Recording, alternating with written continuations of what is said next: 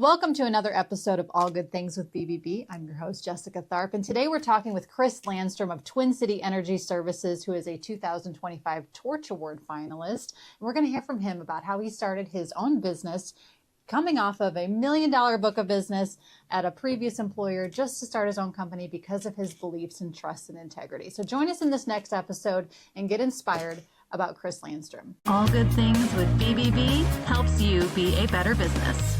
So what inspired you to start your own business? Back in 2011, I was at a pivotal point in my career where I was working for another supplier in the industry. My book of business was well over $1 million book of business. And I felt like it was time to take care of the customers instead of taking care of my company. I knew I had to do something different, otherwise I was going to get canned. So at that time, my oldest at the time was 17 months. And it was a pivotal point where I was making really good money, but it was not matching up with my values. So my wife and I agreed that it was time to start my own business and to trust God and to put customers first and give them the best value and price with everything that I could provide them. What has been the most rewarding part of building your own business from the ground up? To know I took care of my customers, to know that I trusted God all along the way. Something I take pride in ever since I started the business was I have never had a goal.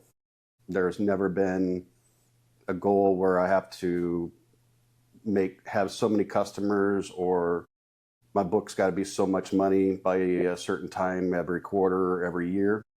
I know as if I took care of the customers that I will be led to more customers. And that's something that's worked for me now for 14, almost 15 years now on my own, that the majority of my customers now all come from referrals and not from cold calls. So how do you stay motivated in an industry that's often misunderstood or very, very technical? Yeah, it's hard sometimes because it can get you down, especially now since there's a lot of on-site solar and community solar and purchase power agreements combating against people buying just regular from a retail energy supplier. It's a lot more different, and it is very challenging to do. But I know I have to do what's best for the customer, to know where the rates are at, use my 25, almost 26 years of experience now of how power is the cheapest during some months versus others, and explain, especially like this last year when the capacity rates this summer for everybody went up. And unfortunately, there was a lot of mom and pops and small businesses that went out of business because they couldn't handle it anymore. So it's just knowing the right thing to do for customers always.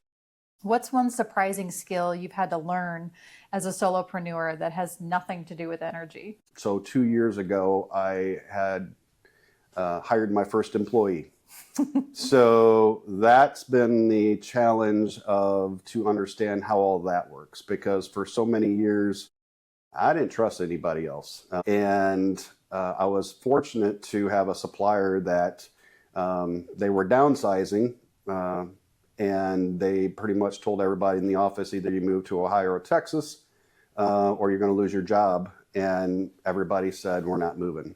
So my contact at the time, she was almost 7 or 8 months pregnant, and she was needing a job. And we worked so well for the years that we had worked together already.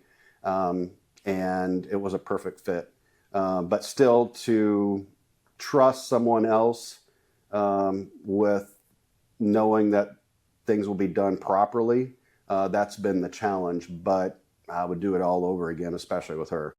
What role does trust play in your business, and how do you use it to build your relationships with clients?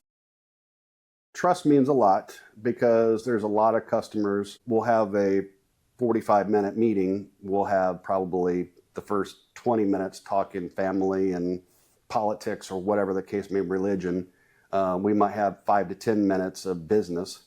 and then time again just to talk. So the rapport I have with my customers and the trust that I have built with them and the trust they have in me has meant a lot.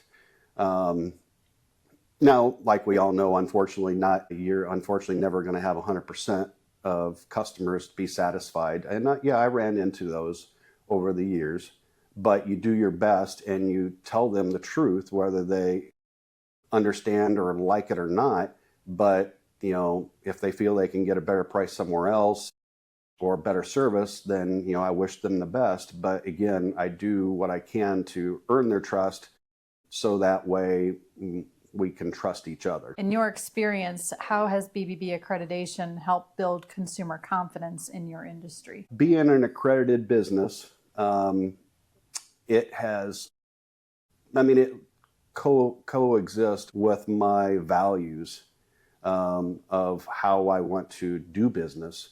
It was just a perfect fit. Now being a part of the board for the last many years as well, the values of the BBB, I think all businesses should be a BBB accredited business because, the trust value you build with your customers and the knowledge that the Better Business Bureau is not a Angie List out there or those other ones, Yelp or whatever the case may be. The BBB has your back on both sides, whether it be the customer or the business. And like I say, the value of being an accredited business, like I say, just lines up perfectly with the values that I have. Build trust, be responsive, advertise honestly, have integrity, those kinds of things. Yeah, so all the above. Integrity, trust.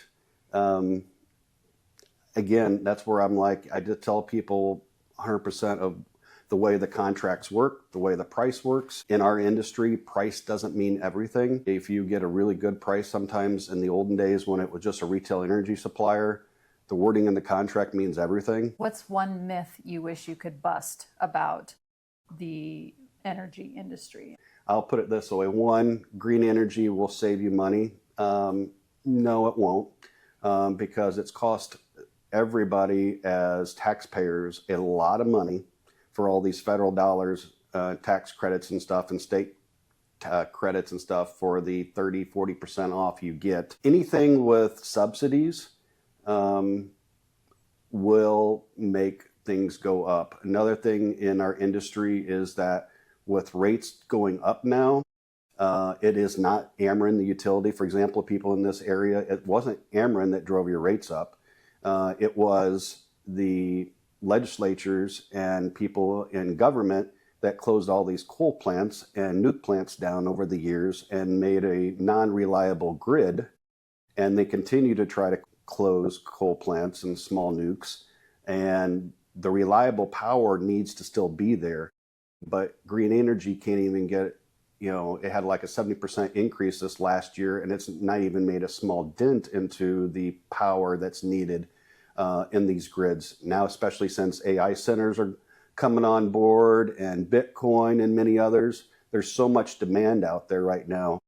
It's hurting the average consumer because those big companies have open pockets. Well, the small businesses and residents and stuff don't. What do you wish you could clarify in terms of energy contracts for your customers? An all-in is not an all-in. Again, that's where the value of someone that knows contracts of doing it in a long time, where you get quoted a price. I've heard, well, it's only going to cost me 5 cents over the years. I'm like, I can tell you right now, that's like the supply part. That doesn't include the other tariffs of the losses, the ancillary, the transmission, and the capacity. Yeah, it does. And then eventually, a couple months later, they call me back and say, hey, our bill's not matching up. I'm like, well, I told you that's what you're going to happen. And it wasn't through me. It was through another supplier. I said, you have to read the contract and the fine print.